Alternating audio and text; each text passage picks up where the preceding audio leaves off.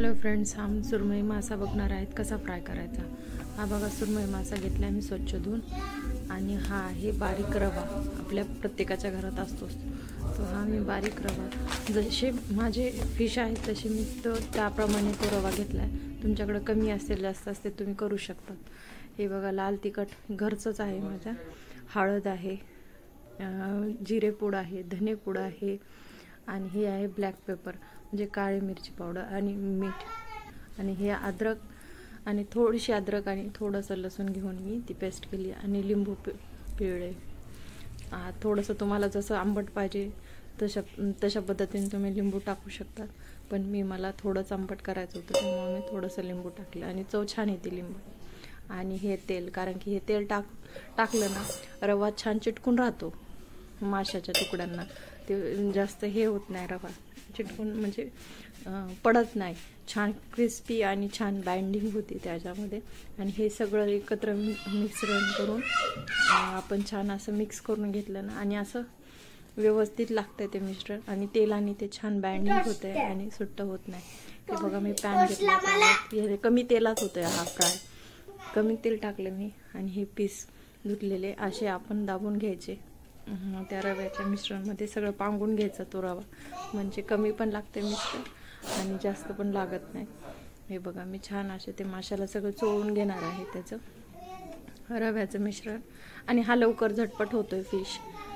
हे बघा अशा पद्धतीने सगळ्या बाजूनी मी ते रवा लावून घेतलेला आहे। तिखट मीठ तुम्हाला जसं लागेल तसं, मी बाळाला बनवायले त्यासाठी कमी तिखट टाकले, तुम्ही जास्त तिखट पण टाकू शकतात। आणि अशा पद्धतीने आपल्याकडे जेवढा मोठा तवा असेल तेवढे पीस बसतात त्याच्यामध्ये। मी थोडे तेलात ते फ्राय केले, कारण की जास्त ऑइल खात नाहीत माझे बाळ, आणि हे कमी ऑइलमध्ये खूप छान पद्धतीचं फ्राय होतं। आणि हे वरतून जेवढं आपलं ऑइल लागते तेवढं थोडं करून टाका, कारण की आता जास्त ऑइल लागत नाही आणि लवकर पण फ्राय होतात। आणि हे बघा माझे व्हिडिओ तुम्हाला आवडत असेल तर लाईक, शेअर आणि माझ्या चॅनलला सबस्क्राईब करायला विसरू नका। हे बघा असं झाकून जर ठेवलं ना तर लवकर शिजतात आणि छान पण होतात आणि टेस्टी पण लागतात। आणि सगळ्या बाजूने आपण पलटून ते फ्राय करायचं आहे, कारण की सगळ्या बाजूने शेकलं पाहिजे ते फिश। जास्तीत जास्त आपल्याला हा फिश फ्राय करायला 15 मिनिट लागतात, जास्त वेळ लागत नाही। आपण झाकून जर ठेवला ना तर लवकर फ्राय होतो, आणि हा अधूनमधून असं ह्या साईडनी फ्राय करून घ्या चांगल्या पद्धतीने, जोपर्यंत ह्याचा रंग गोल्डन येत नाही तोपर्यंत।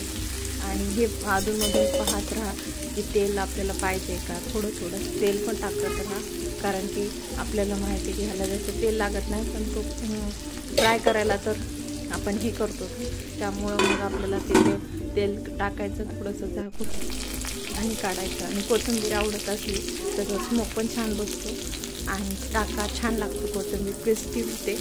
आणि हे बघा अशा पद्धतीने मी ना अधूनमधून झाकून ठेवलं, आणि अधूनमधून त्याला असं पलटत राहिले, त्यामुळे ते ना सगळ्या बाजूने छान फ्राय पण होतो आणि क्रिस्पी पण होतो, आणि गोल्डन कलर आला समजतं की हां फ्राय झाला आहे।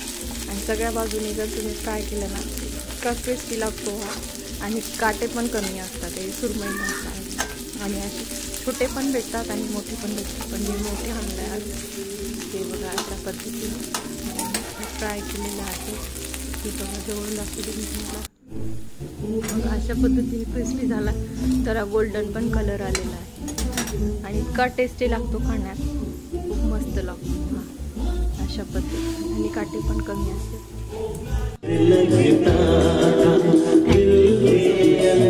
से डर लगता